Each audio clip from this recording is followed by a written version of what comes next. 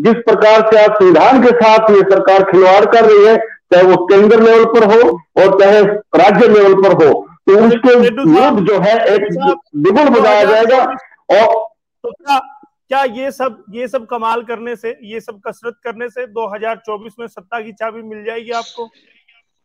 देखिए यशपाल जी, राजनीतिक पार्टियां हैं, राजनीतिक पार्टी का एक फर्ज और दायित्व होता है कि वो जो जनविरोधी नीतियां सरकार के किए गए कार्यों को जनता तक पहुंचाए कि किस प्रकार से आज प्रदेश के साथ गलत काम हो रहे हैं, गलत नीतियां लागू की जा रही है। उन सब संदेशों को लेकर के हम जनता के बीच में जाएंगे, जनता को जागरूक करने का काम करेंगे।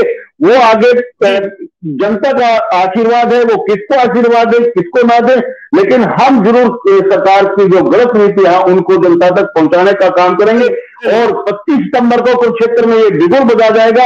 अवश्य 2024 में प्रदेश में परिवर्तन होगा और इस सरकार को यह हरियाणा प्रदेश से चलता करने का काम किया जाएगा। ऐसा विश्वास और भरोसे के साथ हम इस यात्रा की शुरुआत करने जा रहे हैं। चलिए अत्रे जी से सवाल कर लेते हैं। अत्रे जी, आपने ऐसा माहौल दे दिया प्रदेश में जिसकी वजह से इनेलो को अब सड़कों पर उतरना पड़ रहा है, 7 महीने लंबी यात्रा करनी पड़ रही है। क्या क्या बिगाड़ कर दिया आपने हरियाणा का?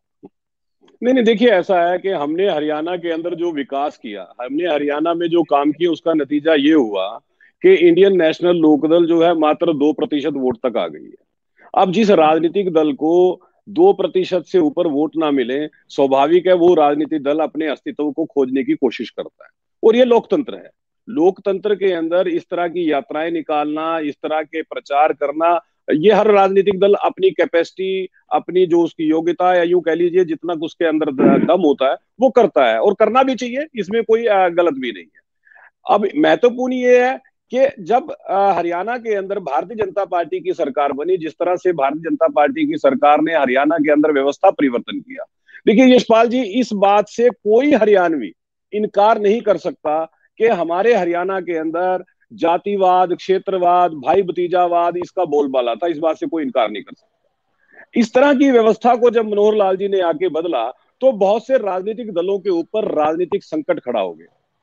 किसान के नाम पे जो लोग लगातार राजनीति करने वाले, जो लगातार किसान को केवल एक वोट बैंक समझते थे, उनके लिए किसान एक वोट बैंक था। जब भी उनको सत्ता में आने का मौका मिला, उन्होंने सिवाय किसान के शोषण के और कुछ नहीं किया। लेकिन जब इस सरकार ने किसान हित में योजनाएं बना के योजनाओं का लाभ सीधा किसान तक पहुंचाना शुरू किया, तो ऐसे राजनीतिक दलों के सामने एक संकट खड़ा हुआ। उनको लगा कि अगर ये काम इसी तरह से होते रहे तो भाई हमारा तो अस्तित्व ही खत्म हो जाएगा।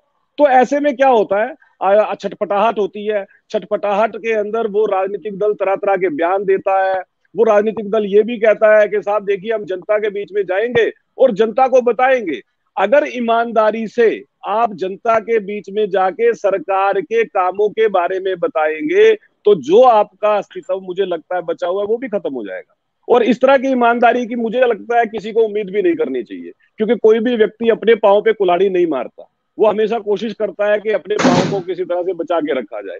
तो कहीं ना कहीं ये एक प्रयास होता है, हर राजनीतिक दल करता है। और इस तरह के प्रयास करने से मुझे नहीं लगता, क्योंकि सबसे महत्वपूर्ण चीज होती है आपकी पॉलिसी, आपकी नीति, आप किस